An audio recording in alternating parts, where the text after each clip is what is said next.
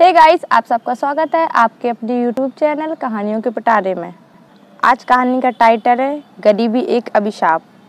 इसके लिए मैं एक छोटी सी शायरी बोलना चाहती हूँ। टूट जाता है गरीबी में जो रिश्ता खास होता है। तो चलिए स्टार्ट करते हैं आज की हमारी कहानी। एक दिन ठेले पर भार ज़्यादा होने के कारण श्याम उसको ठीक से संभाल नहीं पाया और तेज़ गति से आते हुए ट्रक से भिड़ गया और अगले ही पल उसकी मौत हो गई और उसके पीछे रह गया उसका परिवार, जिसमें उसके दो प्यारे छोटे छोटे से मासूम बच्चे और उसकी पत्नी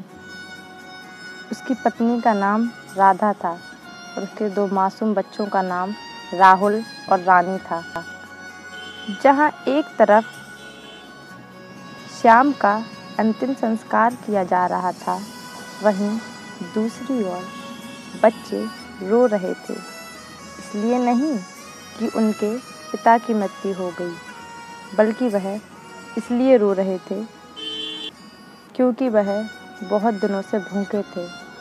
उन्हें कई दिनों से भरपेट खाना भी नसीब नहीं हुआ था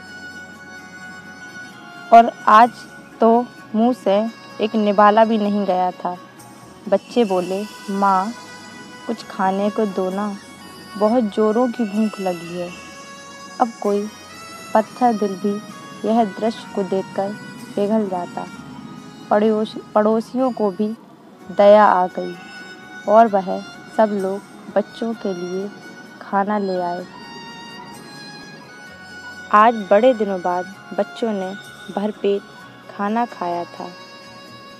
आज बच्चों के खुशी का ठिकाना नहीं था क्योंकि आज उन्हें भरपेट खाना जो मिल गया था। एक अजीब सी दुविधा थी। एक तरफ जहाँ श्याम की मौत और उसका अंतिम संस्कार हो रहा था, वहीं दूसरी ओर उसके बच्चे बड़े चाव से भोजन खा रहे थे।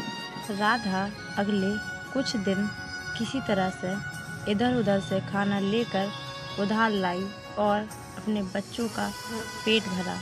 लेकिन यह कब तक चलने वाला, आखिर कब तक? क्योंकि अब लोगों ने मदद करना भी बंद कर दिया था। मानो राधा पागलों की तरह काम खोजने लगी, लेकिन बहुत कोशिशों के बाद भी उसे किसी ने काम नहीं दिया और वह जब थक हार कर घर लौटी तो उसके दोनों मासूम प्यारे से बच्चे उसको बड़ी उम्मीद से देख रहे थे। राहुल अपनी तुतलाती हुई आवाज़ में बोला, क्या लाई हो माँ, जल्दी से खिला दो ना, बड़ी भूख लगी है। राधा यह सुनकर रो पड़ी।